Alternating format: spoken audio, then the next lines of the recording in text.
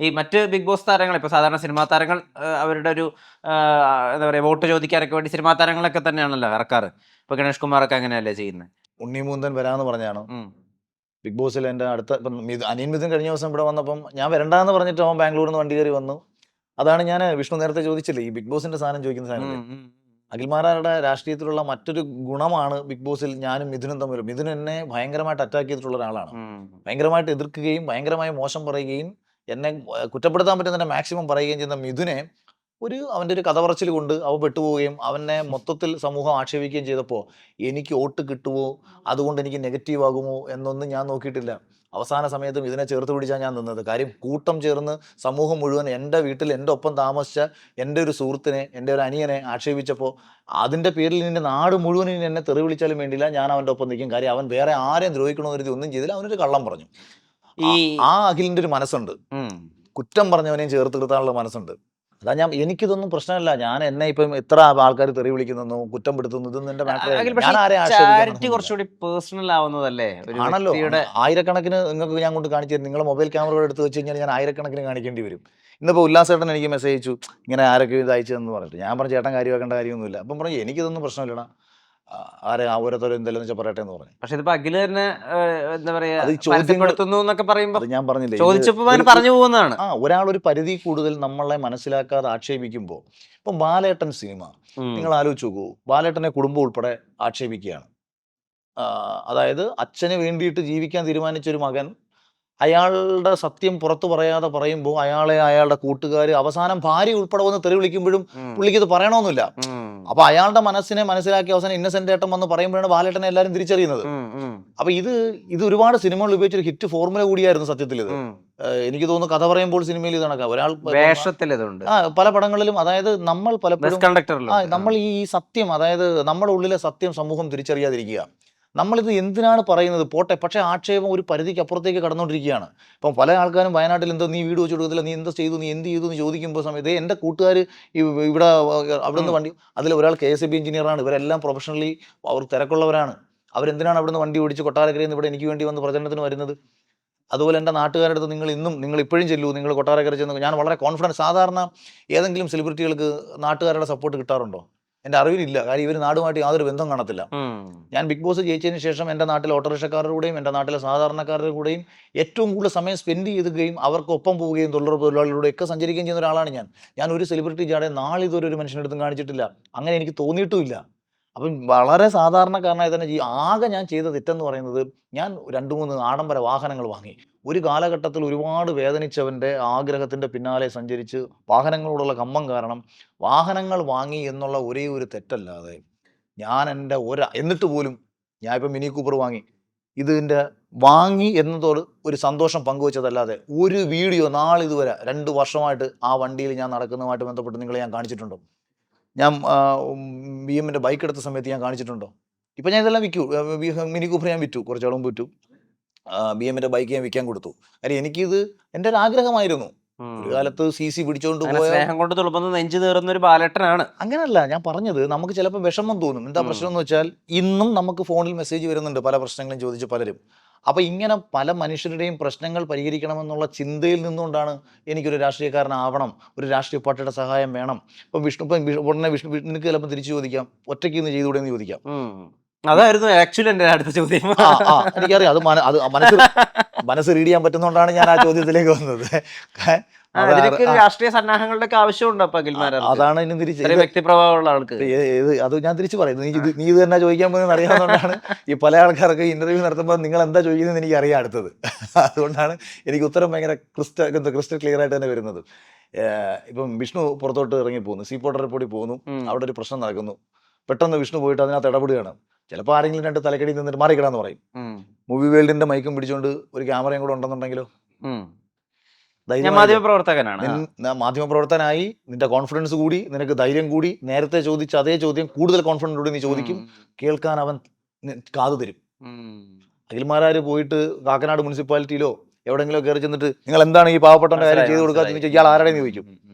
ഞാൻ തൃക്കാക്കര മത്സരിച്ച സ്ഥാനാർത്ഥിയാണ്, ഇവൻ എൻ്റെ വോട്ടറാണ്, എനിക്ക് ഇവൻ്റെ കാര്യം ചോദിക്കണമെന്ന് ഞാൻ ചെന്ന് കയറിയാൽ അവനത് കേൾക്കും, അവൻ കേട്ടേ പറ്റൂ, ഇല്ലെങ്കിൽ ബാക്കി പരിപാടി ചെയ്യാൻ. കാരുണ്യ പ്രവർത്തികൾക്ക് ഒരു ഒതന്റിക് സ്വഭാവം വരും. പ്രവൃത്തിയെന്നല്ല, ഈ നാട്ടിൽ നടക്കുന്ന പല വിഷയങ്ങൾക്കും ഇടപെടാനുള്ളൊരു ധൈര്യം സൃഷ്ടിച്ചെടുക്കുക എന്നതാണ് അടിസ്ഥാനപരമായിട്ട് നമ്മൾ ഇതിലൂടെയൊക്കെ ചെയ്യാൻ ആഗ്രഹിക്കുന്നത്. ഇപ്പൊ മന്ത്രിയാവുകയെന്ന് വിചാരിക്കുക, പൊതുഭരണം, ആഭ്യന്തരം, ഗതാഗതം, യുവജനക്ഷേമം, ഇതിലേത് തിരഞ്ഞെടുക്കും?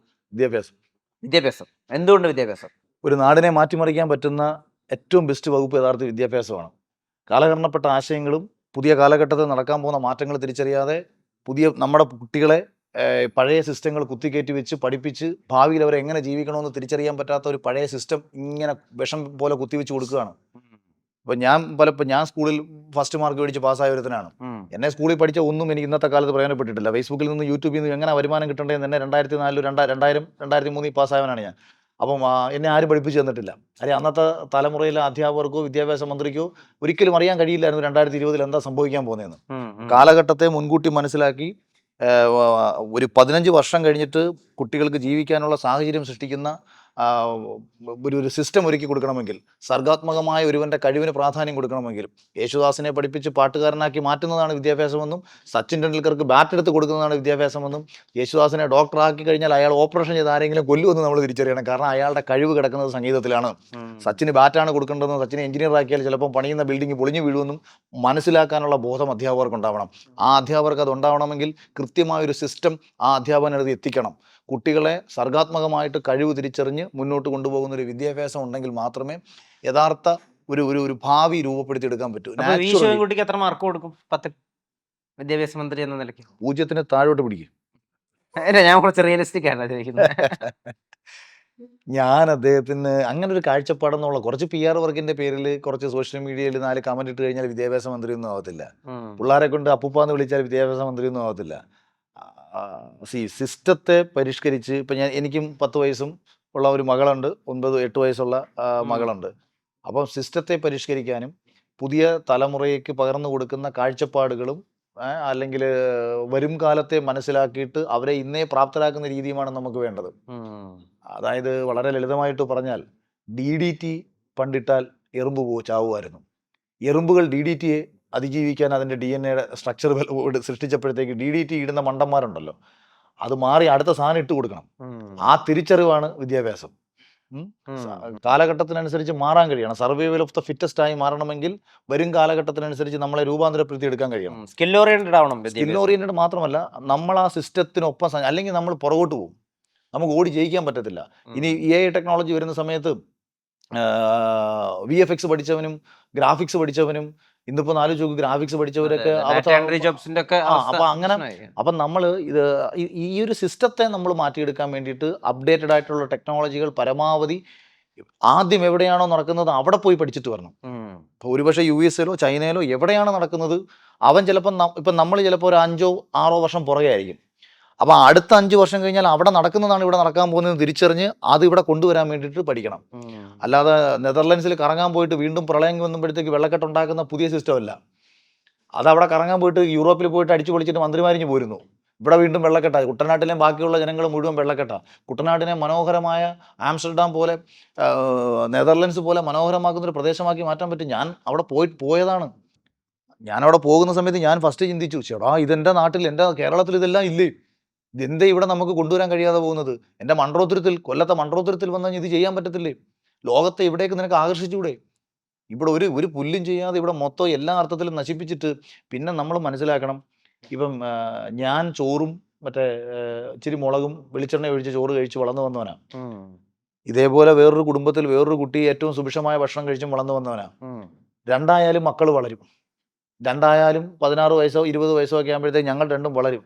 പക്ഷേ അഖിൽമാരാർക്ക് അൾസറും പൈൽസും പ്രശ്നങ്ങളും ഉണ്ടാവും, മറ്റവനത് ഉണ്ടാവത്തില്ല. അതുകൊണ്ട് വളർത്തി എന്ന് പറയുന്നതിനകത്ത് വ്യത്യാസമുണ്ട്. കഴിഞ്ഞ 50 വർഷം കൊണ്ട് ഞങ്ങൾ ഇതൊക്കെ ചെയ്തില്ലേ എന്ന് പറയുന്നത് ഓക്കെ, നിങ്ങൾ ചെയ്തു. 50 വർഷം കൊണ്ട് ഇത്രയും മതിയായിരുന്നോ? ഇതായിരുന്നോ ചെയ്യേണ്ടത്? നിങ്ങൾ മറ്റ് സംസ്ഥാനങ്ങളുമായിട്ട് താരതമ്യം ചെയ്തുകൊണ്ട് ഞങ്ങൾ നമ്പർ 1 ആണെന്ന് പറയാതെ, കേരളത്തിൽ മറ്റ് സംസ്ഥാനങ്ങളിൽപ്പെട്ട ആൾക്കാർ പച്ചക്കറി തന്നില്ലെങ്കിൽ നമ്മൾ എന്തോ ചെയ്യും? അരി തന്നില്ലെങ്കിൽ നമ്മൾ എന്തോ ചെയ്യും? ഇപ്പോൾ യുദ്ധം നടക്കുന്ന സമയത്ത് ഇറാനും ഇസ്രായേലും തമ്മിൽ യുദ്ധം നടക്കുമ്പോൾ ഗ്യാസിൻ്റെ പ്രശ്നം നമ്മൾ അനുഭവിക്കുന്നെങ്കിൽ അത് ഈ രാജ്യത്തെ പ്രകൃതി വിഭവത്തിൻ്റെ ലഭ്യത കുറവുകൊണ്ടാണെന്നുള്ള യാഥാർത്ഥ്യ ബോധം നമുക്കുണ്ടാവണം.